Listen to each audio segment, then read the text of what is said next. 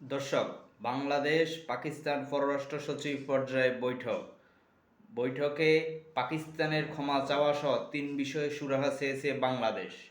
৭১-এ বাংলাদেশের বিরুদ্ধে পাকিস্তানের সশস্ত্র বাহিনীর গণহত্যার অভিযোগে দেশটির কাছে আনুষ্ঠানিকভাবে ক্ষমা চাওয়া সহ অমীমাংসিত ৩টি বিষয়ে সুরাহা চেয়েছে ঢাকা। দুই দেশের সম্পর্কের মজবুত ভিত্তির স্বার্থে অমীমাংসিত বিষয়গুলোর সুরাহা হওয়া জরুরি।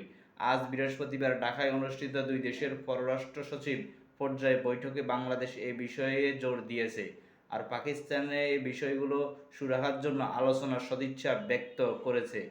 পররাষ্ট্র সচিব মোহাম্মদ জসিমউদ্দিন সাংবাদিকদের জবাবে এসব তথ্য জানান। পররাষ্ট্র সচিব পর্যায়ে বৈঠকের বিষয়ে তিনি সন্ধ্যায় পররাষ্ট্র মন্ত্রণালয়ের সংবাদ সম্মেলনে কথা বলেন।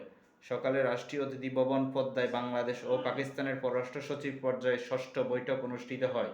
বৈঠকে মোহাম্মদ জসিমউদ্দিন বাংলাদেশের হয়ে এবং পাকিস্তানের পররাষ্ট্র সচিব আমনা বালুচ তার দেশের নেতৃত্ব দেন। প্রায় ১৫ বছর বিরতিতে অনুষ্ঠিত বৈঠকে অংশ নিতে আমনা বালুচ গত বুধবার ঢাকায় এসে হাজির হন। পররাষ্ট্র সচিব পর্যায়ে বৈঠকের পর আমনা বালুচ অন্তর্বর্তী সরকারের উপদেষ্টা অধ্যাপক ইউনূসের সঙ্গে পররাষ্ট্র উপদেষ্টা মোহাম্মদ তৌহিদ হোসেনের সঙ্গে সৌজন্য সাক্ষাৎ করেন। পররাষ্ট্র সচিব সাংবাদিকদের বলেন, পাকিস্তানের সঙ্গে বিদ্যমান ঐতিহাসিকভাবে অমীমাংসিত বিষয়গুলো উত্থাপন করেছি। এই বিষয়গুলোর মধ্যে রয়েছে ১৯৭১ সালে পাকিস্তানের তৎকালীন সশস্ত্র বাহিনী কর্তৃক সংগঠিত গণহত্যার জন্য আনুষ্ঠানিকভাবে ক্ষমা চাওয়া, আটকে পড়া পাকিস্তানিদের প্রত্যাবাসন ও অবিভাজিত সম্পদে বাংলাদেশের ন্যায্য হিস্যা প্রদান ও ১৯৭০ সালের ঘূর্ণিঝড়ে ক্ষতিগ্রস্তদের জন্য প্রেরিত বিদেশি সাহায্যের অর্থ হস্তান্তর। অর্থাৎ দর্শক, অনেকে বলতেছিলেন যে এই পাকিস্তান এবং বাংলাদেশের সম্পর্ক সে ৭১কে ভুলে গিয়ে নতুন সম্পর্ক তৈরি করছে। না, বাংলাদেশ ৭১কে ভুলে যায় নাই। বাংলাদেশ ৭১-এর সে অমীমাংসিত ৩টি বিষয়ে সুরাহা চেয়েছে। পাকিস্তানও বলেছে যে এটা তারা আলোচনা চালিয়ে যেতে ইচ্ছুক।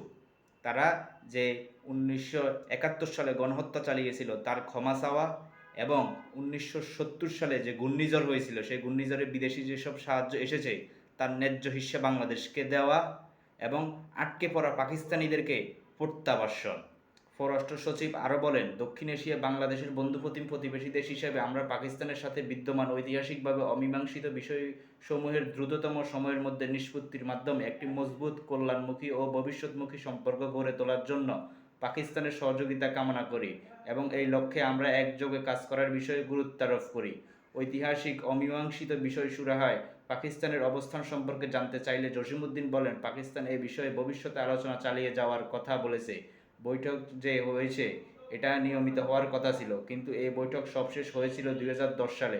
কাজেই ১.৫ দশক পর প্রথম যে বৈঠক হলো তাতে সমস্যার সমাধান হওয়া যাবে বলে আশা করছি না। তাদের দিক থেকে এই বিষয়ে আলোচনার সদিচ্ছা তারা ব্যক্ত করেছে। অর্থাৎ দর্শক, এই বৈঠকটা প্রতি বছরে হওয়ার কথা ছিল, কিন্তু দুঃখজনকভাবে হলো সত্য যে গত ১৫ বছর পাকিস্তানের সাথে পররাষ্ট্র সচিব পর্যায়ে কোনো বৈঠক বাংলাদেশের হয়নি। ১৫ বছর পরে আবারও সেই বৈঠক চালু হয়েছে এবং বাংলাদেশ ৭১কে ভুলে যায় নাই। ধন্যবাদ, ভালো থাকবেন। আসসালামু আলাইকুম।